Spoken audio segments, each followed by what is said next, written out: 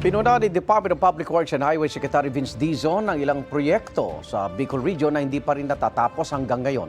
Kabilang dyan ang Malabog Flyover na 2021 pa sinimulan pero 12% pa lang daw ang nagagawa. May unang balita si Darlene Kai. Mga nakatiwangwang na poste ang dinatna ni DPWH Secretary Vince Dizon ang inspeksyon ng dapat sanay Malabog Flyover sa Albay na 2021 pa sinimulang itayo. Clearly, pinabayaan. Obvious naman. Inabando na na. 12% pa lang ng kabuang 700 metrong flyover ang nagagawa. Dalawa ang kontratistang gumawa ng 159 million pesos na proyektong ito. Ang Hightone Construction and Development Corporation, ang kapatid ni dating Congressman Zaldico na si Christopher Co, at ang Alpha and Omega General Contractor and Development Corporation ng mga Diskaya. Kasama ang dalawang kumpanya sa listahang inilabas si Pangulong Bongbong Marcos ng top 15 contractors na naka-corner ng 20% ng lahat ng flood control project sa bansa.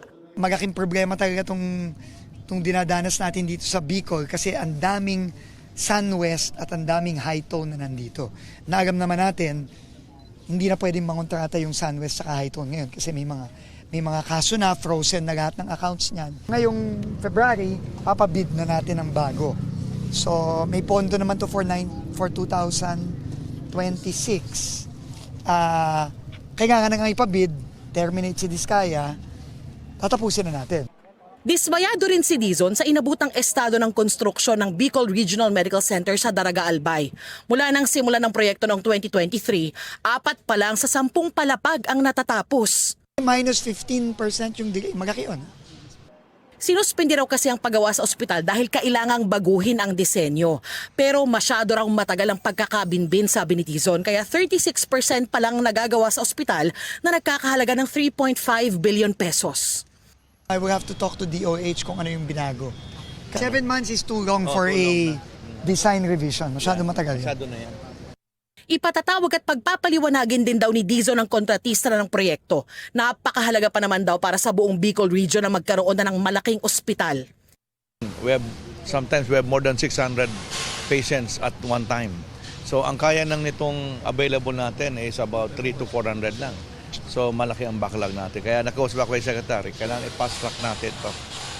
Sisikapin daw ng DPWH na matapos ang Bicol Regional Medical Center sa susunod na taon. Pinamamadali na rin ni Dizon ang pagkukumpuni sa isang bahagi ng Maharlika Highway sa Albay.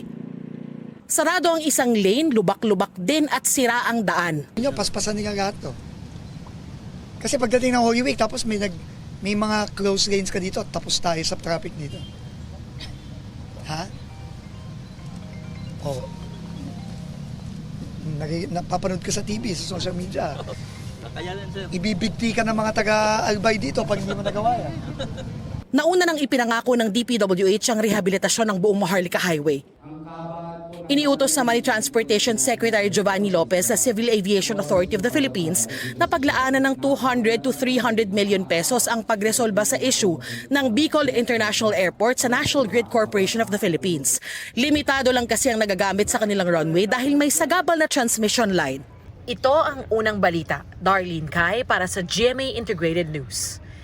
Igan, mauna ka sa mga balita, mag-subscribe na sa GMA Integrated News sa YouTube para sa iba't ibang ulat sa ating bansa.